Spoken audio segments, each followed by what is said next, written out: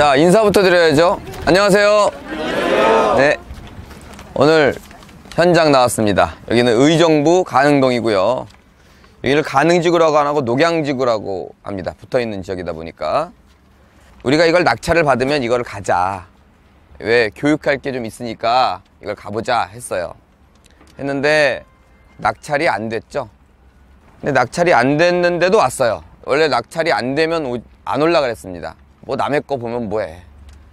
자, 그래서 이거에 대한 좀 설명을 좀 드리도록 하겠습니다. 현황조서서에는 있는데 그 쌀이 추수된 순수 농경지대임 이런 말이 있습니다. 자, 여기는 논 같지도 않고 순수 농경지대처럼 보이지도 않아요. 그리고 맹지도 아닙니다. 그래서 그 당시 감정가가 300만 원 정도 나왔습니다. 자, 그래서 현장을 와보면, 자, 제가 뭐라 그랬죠? 이건 맹지고 논이니까 가지 말아야지 라고 이 경매지에서 판단할 게 아니라 지역과 금액 그리고 모든 걸 관계하지 않고 그냥 가라 그랬습니다. 제가 와봤더니 우리 직원분 한 분이 내비가 잘못된 것 같대. 가보면 이제 사진하고 비교를 하고 보지 않습니까? 와보니까 순수 농경지도 없고 도로가 없어야 되는 저기서 도로가 끊겼어야 되는데 저 힐스테이트에서 여기를 가르쳐버리니 뭐가 잘못됐다 그러고 탐문을 하고 막 돌아다니면서 여기가 맞대는 거야. 이게 감정평가서에 있는 사진입니다. 감정평가서의 내용처럼 그냥 추수가 된 논인 것 같아요. 그리고 당연히 길은 없었죠. 지금 여기가 이 기찻길 지나가죠? 이게 이겁니다. 그래서 제가 여기 쓴 거예요. 그래서 왔더니 1차로 개발된 건 저 힐스테이트, 2차로 된 게 이 왼쪽에 있는 부지, 이게 땅을 팔고 있어요.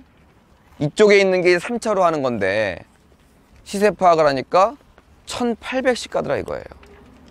근데 가격은 300만 원대.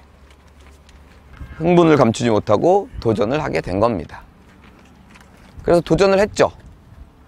12시 반경에 문자가 왔습니다. 6명인가 입찰했다고 딱 떴는데 1등이 주식회사 꽃프렌드라고 나왔어요. 꽃프렌드라고 딱 나오더라고.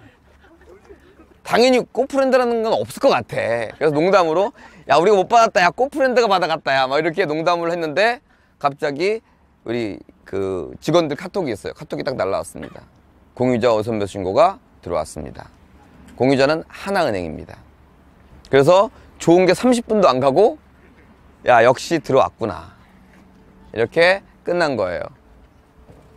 제 스타일 아시죠? 뭐 낙찰 받으면 좋은데 그리고 낙찰 안 됐다고 뭐 그거 갖고 크게 뭐 이렇게 하는 스타일은 아닙니다.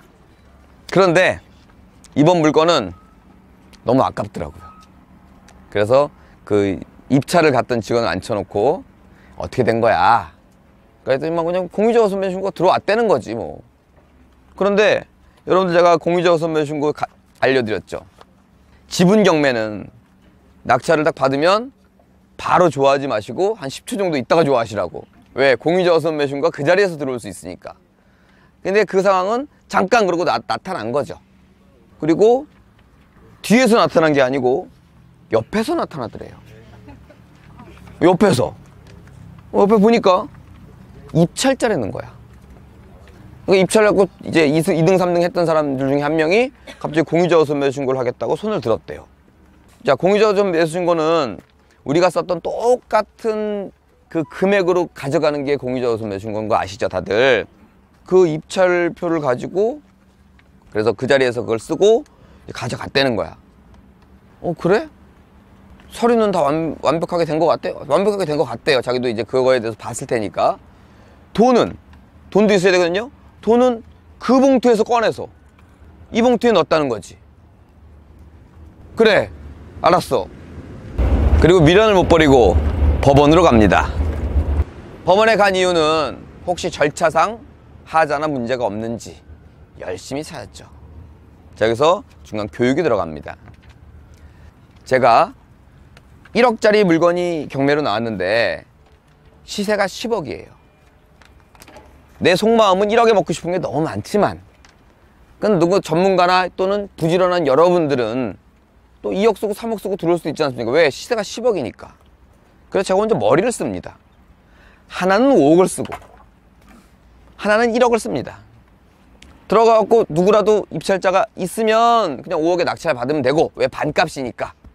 없으면 그냥 뭐 하나 포기하고 1억에 가져가면 된다.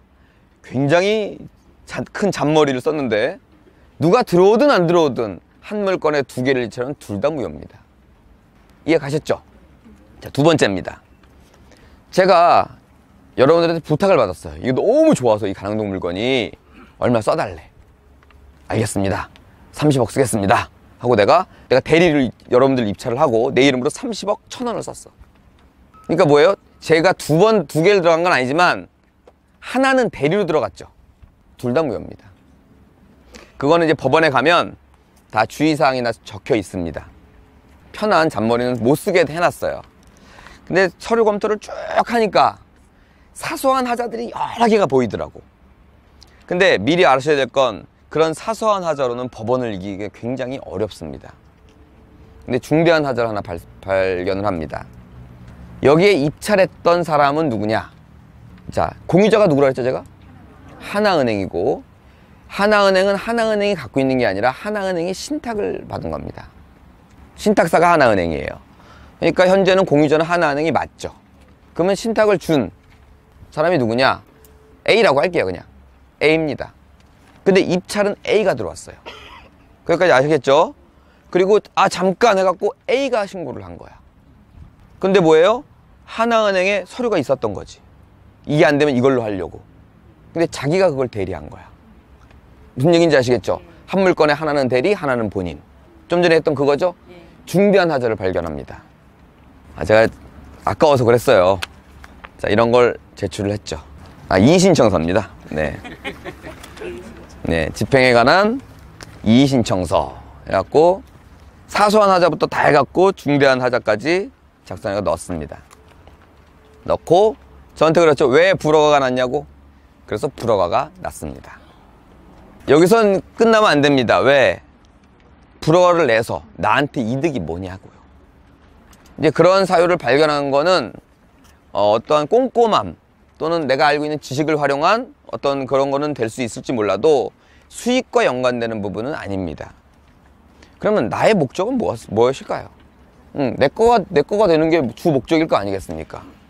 그런데 불허가가 나갔고 다시 나오면 이미 28억이 공개가 됐기 때문에 뭐 하나은행이든 A씨든 간에 그거를 기준으로 들어올 확률이 꼭 그렇다는 건 아니지만 큽니다. 제가 교육 시간에 말씀드린 것처럼 저의 맥시멈 금액은 34억이에요. 근데 난 34억을 써도 떨어질 것 같아. 다시 나오면. 그런데 1차적인 결론은 뭐냐? 여러분 그거 아시죠?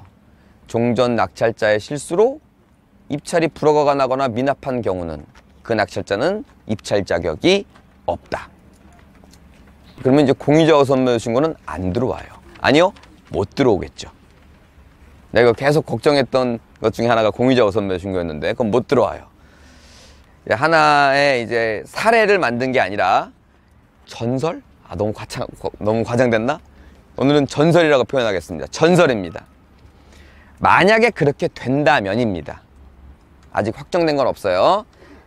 제가 이번 하자를 찾으려고 또 오랜만에 민사집행법을 한번 싹 뒤졌습니다.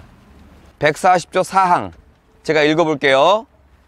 공유자가 우선 매수 신고를 한 경우에는 최고가 매수인을 차순위 신고인으로 본다. 이거 무슨 얘기예요?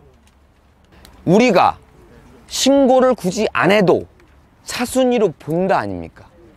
그러니까 뭐냐면 우리는 그때 돈 찾아왔어요. 다 뭐 할 수 없지 뭐 찾아왔다고. 찾아왔더라도 차순위로 본다는 거 아니야. 그래서 불허가가 났다면 입찰할 필요 없이 우리한테 줘라 이겁니다. 이론적인 결론을 또 한번 내보자면 기타 이런 집행에 있어서 오늘은 뭐였어요? 입찰자가 대리 행위를 했죠. 즉 한 물건에 하나의 대리 하나의 입찰을 했죠. 거기에 있어서 뭔가 진행상의 문제가 있다고 한다면 여러분들이 거다, 우리 거다. 근데 더욱 확실하게 하려면 차순위 매수 신고를 하고 오십시오. 이런 이의 신청을 들어가서 불허가만 나면 그 다음이 우리 거가 될지 안 될지 걱정은 안 하셔도 될 것 같습니다.